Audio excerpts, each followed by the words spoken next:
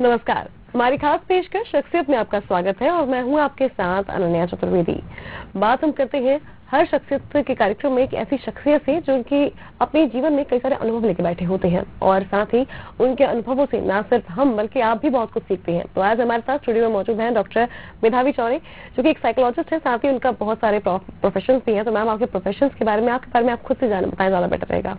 Okay, सबसे पहले सभी को मेरा नमस्कार और जय हिंद। मेरा नाम डॉक्टर मेधावी चौरे है, जैसे अनन्या ने बताया है, और मैंने एमफिल किया है साइकोलॉजी में, पीएचडी किया है इंग्लिश लिटरेचर में और एमबीए किया है एचआर में। और अभी मैं परस्यू कर रही हूँ PG diploma in guidance and counselling Barkatullah university से। सो बेसिकली मैं एक ट्रेनर हूँ और मैं ट्रेनिंग्स देती हूँ। फ्लेज है एक इंस्टीट्यूट जहाँ पे हम स्टूडेंट्स को ट्रेन करते हैं ताकि वो एयर होस्टेस और फ्लाइट स्टूवर्ड्स बन पाएं।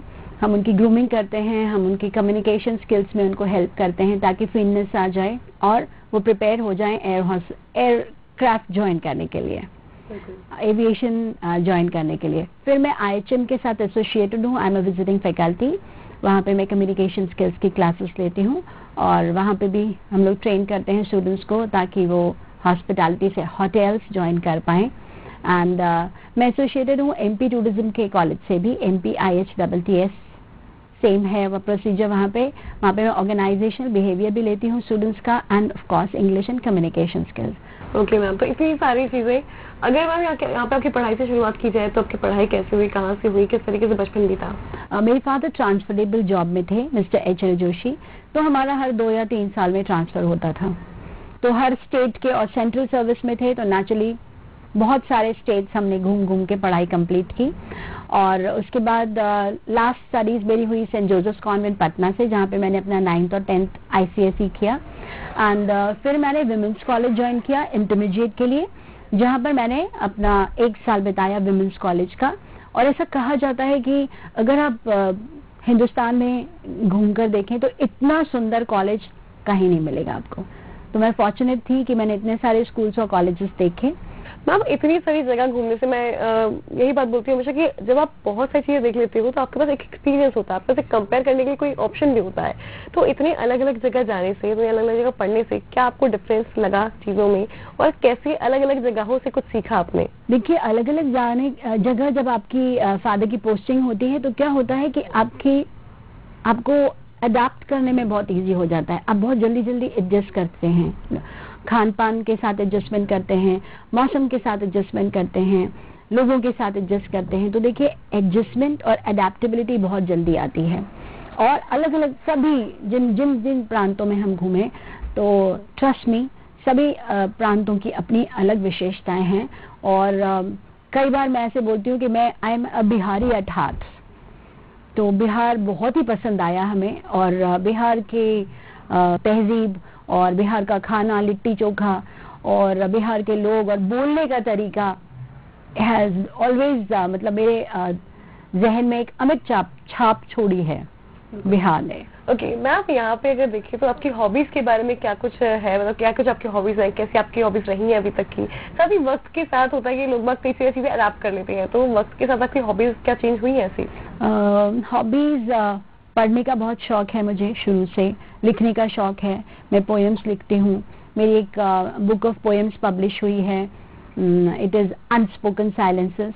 और मैं बहुत सारे आर्टिकल्स लिखे हैं अलग अलग न्यूज़पेपर्स में। और मैंने अपने फादर की बुक बायोग्राफी पेन डाउन की है, my father my superhero. और मुझे कुकिंग का भी बहुत शौक है, so cooking is a passion for me, and teaching of course is a passion for me. और घूमने फिरने का बहुत शौक है हमको, तो हम लोग बहुत घूमते हैं, इंडिया में भी और बाहर भी। मैम, अगर हम इस वक्त की बात करें कोरोना काल की, तो कोरोना काल में बहुत सारी चीजें चेंज हुई हैं, ऐसे में लोगों पे इफेक्ट भी बहुत सारा पड़ा है। तो कोरोना के टाइम पे क्या कुछ आपने एक्सपीरियंस किया, साथ ही उसके बाद आफ्टर कोरोना पैंडेमिक क्या एक्सपीरियंस आप कर रही हैं? देखिए, कोरोना काल में आपने नोटिस किया होगा सभी बहुत लो फील कर रहे थे। जिससे बात कीजिए वो बोलते थे कि हमको बहुत डिप्रेशन हो रहा है। सेम हियर, मुझे भी बहुत डिप्रेशन हो रहा था। एंड मेरे बेटे ने मुझे सजेस्ट किया कि आप इतना खाना बनाती हैं, तो क्यों आप ऐसा नहीं करते हैं कि यूट्यूब पे अपना चैनल शुरू कीजिए।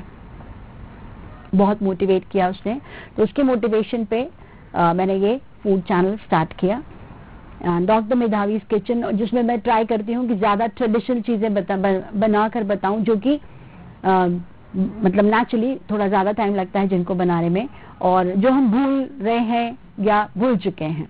ओके मैम, ये बात मैं आपसे पूछने वाली थी कि जिस खाने की हम बात कर रहे हैं, इंडियन ट्रेडिशनल कुजीन, इतना ज्यादा वाइड वैरायटीज है हमारे कुजीन में, लेकिन आज के वक्त में लोग बाग इंडियन को छोड़कर सारी बाकी की डिशेज जो है खाना पसंद करते हैं। लेकिन आजकल लोगों को देखा जाए तो वही 2 मिनट उन्हें चाहिए हर चीज रेडी, कि 2 मिनट में सब कुछ रेडी हो जाए और उसका हम लोग खा लें। लेकिन मेहनत जो उसमें खाने में होती थी, जैसे कि बाजरा ज्वार की रोटी हो गई, दाल बाटी हो गई, दाल बाफले हो गए, तो इन सभी के स्वाद जो है कहीं ना कहीं थाली में से गायब हो गए हैं। तो एक खाने के लिए मेहनत, उसका प्रोसेस और साथ ही उसको एंजॉय करके खाना, सर्विंग करना, लोगों को खिलाना, ये कितना जरूरी है आज के टाइम में? देखिए बहुत जरूरी है। और आपको एक और चीज बताती हूँ कि अगर आप कुकिंग करते हैं तो कुकिंग बहुत बढ़िया स्ट्रेस बस्टर है, तनाव बहुत कम होता है आपके कुकिंग करने से। और आप एक्सपीरियंस करेंगे कि जब भी हम खाना बहुत अच्छे से बनाते, देखिए खाना का एक थंब रूल है कि अगर आप खाना प्यार से बनाते हैं तो खाना बहुत अच्छा बनता है, ठीक है। अगर हम कभी ऐसे सोचते हैं कि काम निपटा रहे हैं तो जरूर एक क्वेश्चन मार्क लगता है और टेस्ट वो नहीं आता है। और जो आप कह रहे हैं, यस, हमारे ट्रेडिशनल डिशेस में हमें टाइम ज्यादा लगता है, लेकिन अगर देखिए क्या होता है, अगर आप पहले से तैयारी करके कोई चीजों की रख लेते हैं और उसको आप 2 या 3 में स्प्लिट कर लेते हैं कि आप पहले से, भाई आपको जो बनाना है आप पहले से चॉपिंग वॉपिंग सब काट के रख लीजिए, पहले से तैयारी करके रख लीजिए, सिस्टमैटिकली आप करते हैं तो आपको कुकिंग में उतना टाइम नहीं लगता है जितना आप सोचते हैं। बिल्कुल मैम, अगर अब ग्रूमिंग की बात कर रहे हैं यहाँ पर हम, तो पर्सनालिटी डेवलपमेंट एक ऐसा सब्जेक्ट है जो कि आजकल हर कोई अलग से क्लासेस लेता है, लेकिन पर्सनालिटी डेवलपमेंट करने के लिए कोई क्या कर सकता है शुरुआत से? क्या स्कूल में या फिर कॉलेज में कुछ होना चाहिए क्लासेस के लिए? क्या एक्स्ट्रा कुछ ध्यान देना पड़ता है इसमें? और अगर कोई चाहता भी है, जैसे कि कई बच्चे होते हैं, हमारे जैसे बच्चे होते हैं, आप जैसे, कि जो हम लोग बचपन से जो है एक नॉर्मल माहौल में पढ़े बड़े हैं, मिडिल क्लास फैमिली से बिलोंग करते हैं, तो कहीं ना कहीं घर में, काम में, जॉब में इतना वक्त नहीं मिलता है कि हम चीजों को अपने अंदर इतना एक्सप्लोर कर पाए कि हमें क्या पसंद है, क्या एक्चुअली में ट्रेंड में है, ये चीजें हमें समझ पाए। और लड़कियों के लिए खासकर चीजें होती हैं कि उन्हें नहीं पता होता है, बहुतों को आज भी, कि वो शॉपिंग करने जाती जरूर है लेकिन वो नहीं ला पाती जो उन्हें एक्चुअल में चाहिए। वो उठा के ले आते हैं जो हमें कहीं ना कहीं पसंद आ जाता है, लेकिन बाद में आकर पछताते हैं कि नहीं ये चीज अच्छी नहीं। तो अपनी चॉइसेस को कैसे डेवलप किया जाए, ट्रेंड में कैसे रहा जाए, साथ ही ग्रूमिंग कितनी जरूरी है आज के वक्त में? देखिए आपने सुना ही होगा that first impression is the last impression. तो ग्रूमिंग बहुत इंपॉर्टेंट है। जैसे ही आप किसी भी रूम में एंटर करते हैं, आपकी पर्सनालिटी के बारे में जजमेंट्स होने लगते हैं। हम भी करते हैं वही चीज। कोई आता है, हम देखते हैं किस तरह से कपड़े पहने हैं, किस तरह से चलते हैं, किस तरह से उठते हैं, बैठते हैं। तो आप ये देखिए, ग्रूमिंग बहुत इंपॉर्टेंट है हमारे लिए। हम बहुत सारी बुक्स सिर्फ कवर्स देख के खरीदते हैं, हालांकि हम कहा जाता है कि नेवर जज a book by its cover, लेकिन हाँ, पहला इंप्रेशन जो होता है वो हमारे ग्रूमिंग से ही पड़ता है लोगों पे। तो ग्रूमिंग बहुत इंपॉर्टेंट है। और देखिए, सीखते तो हम दूसरे लोगों से ही हैं, वेरी नेचुरल, कहाँ से सीखेंगे, लेकिन उसको हमें ये देखना चाहिए कि क्या ये चीज हम पे सूट हो रही है या नहीं। आपको अपनी हाइट के हिसाब से, अपनी उम्र के हिसाब से, अपने स्किन टेक्सचर या कलर के हिसाब से, आप कहाँ पे जा रहे हैं उसके हिसाब से, ये सब चीजों को ध्यान में रखकर फिर आपको अपने चॉइसेस करनी चाहिए। जस्ट बिकॉज मूवीज में कैटरीना या दीपिका पादुकोण या आलिया भट्ट कुछ पहन रही है, डजंट मीन कि वो चीज आप पर भी सूट करेगा। तो इसलिए थोड़ा सा, और आपके फैमिली मेंबर्स हैं, आपके फ्रेंड्स हैं जो आपको फीडबैक देते हैं, फीडबैक जरूर लीजिए कि क्या ये लगता है कि ये चीज मुझ पर अच्छी लग रही है। मिरर्स कभी झूठ नहीं बोलते हैं, आईना कभी झूठ नहीं बोलता। आईने के सामने खड़े होकर देखिए, आप फ्रेंड्स से सबसे फीडबैक लीजिए, तो आपको पता चलेगा कि आप पे कौन सी चीज सूट करती है। ओके मैम, ये तो होगी फर्स्ट इंप्रेशन की बात। अगर यहाँ पे हम देखें तो एक सेल्फ कॉन्फिडेंस, एक अपने अंदर जो एक किसी ब्रेवनेस जो होती है, वो आजकल के बच्चों में या फिर आजकल के युवाओं में बहुत कम है। कहीं ना कहीं सहम जाते हैं, रिजर्व नेचर के होते जा रहे हैं दिन ब दिन लोग। तो ऐसे में अपने आप में कॉन्फिडेंस कैसे डेवलप किया जाए, साथ ही लोगों को फेस करने के लिए जो एटीट्यूड होना चाहिए, वो पॉजिटिव एटीट्यूड कैसे डेवलप होगा? बहुत ही इम्पोर्टेंट क्वेश्चन पूछा है आपने अनन्या। देखिए होता क्या है, कॉन्फिडेंस, कई बार हम इसको मिस्टेक कर लेते हैं कि कॉन्फिडेंस मतलब कि अगर हम अंग्रेजी बोल पाएंगे तो हमें कॉन्फिडेंस आ जाएगा। दिस इज नॉट ट्रू, ऐसा नहीं है। कॉन्फिडेंस आता है अगर आपके पास इंफॉर्मेशन है। See, knowledge is power, money is not power, knowledge is power. तो अगर आपका ऊपर का माला भरा हुआ है तो आपको कॉन्फिडेंस आता है। इंफॉर्मेशन गैदर करिए, नॉलेज गैदर करिए, पढ़ाई कभी खत्म मत कीजिए। 10th किया है 12th कीजिए, 12th किया है ग्रेजुएशन कीजिए, ग्रेजुएशन किया post graduation, there is no end to studies. पढ़ते जाइए, उससे बड़ा कॉन्फिडेंस आता है। अलग अलग लोगों से मिलिए, उनसे मिलके आपको कॉन्फिडेंस आता है। बहुत सारी चीजें आप सीखते हैं उनके बारे में, एनवायरनमेंट है, उनका पहनावा है, उनका बोलचाल का तरीका है। तो आप देखिए और हमेशा अपने आंख, कान और दिमाग खुले रखिए। क्लासरूम में हम कितना सिखा पाएंगे आपको, तो जब भी हम बाहर निकलते हैं तो आप ये सब चीजें देखिए, अपने आसपास क्या हो रहा है, आपको अवेयरनेस होनी चाहिए। तो इसलिए बुक्स पढ़िए, न्यूज़पेपर्स पढ़िए, टेलीविजन देखिए, टेलीविजन पे सही चैनल्स देखिए। तो इससे आप सब चीजें गैदर कर पाते हैं और कॉन्फिडेंस इसी से आता है। अनदर एस्पेक्ट इज पर्सनालिटी के ट्रेट जो हम बताते हैं, अगर आप सच बोलते हैं तो आप बहुत कॉन्फिडेंट होते हैं। अगर आप सही काम कर रहे हैं तो आप बहुत कॉन्फिडेंट होते हैं। देखिए कई बार स्टूडेंट्स भी पूछते हैं कि हमें कैसे पता चलेगा, हर जगह पे पेरेंट्स नहीं होते हैं, हर जगह पे टीचर नहीं होते, तो हमें पता कैसे चलेगा कि हम काम सही कर रहे हैं या नहीं। एक लिटमस पेपर टेस्ट होता था जो हम लैबोरेटरीज में करते थे, स्कूल में, लैब्स में। तो आप देखिए लिटमस पेपर टेस्ट है आपके लिए।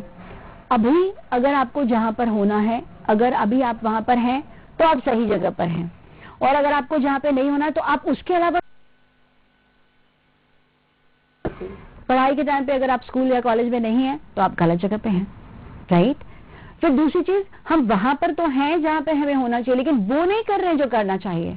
आप स्कूल या कॉलेज में हैं लेकिन आप अपने मोबाइल्स पे लगे हुए हैं, सोशल मीडिया में एक्टिव हैं, आप इंस्टा पे हैं, आप यूट्यूब पे, you are doing a wrong thing, तो आप गलत चीज कर रहे हैं। तो इसलिए ये 2 लिटमस टेस्ट हैं आपके लिए, जिससे जो आपको खुद ही आपको बताएंगे, और जब आप सही काम करते हैं तो कॉन्फिडेंस खुद ब खुद आता है। बिल्कुल मैम, कॉन्फिडेंस की बात हम यहाँ पे कर रहे हैं, लेकिन अगर आप यहाँ पे हम थोड़ा सा समाज के ऊपर ध्यान दें तो आप काउंसलिंग करती हैं, ऐसे में क्या कुछ आपके अभी तक एक्सपीरियंस रहे हैं, आपका लाइफ का सबसे गुड एक्सपीरियंस और सबसे बैड एक्सपीरियंस? बैड एक्सपीरियंसेस तो मुझे याद नहीं है, बट हाँ, I have had plenty of good experiences.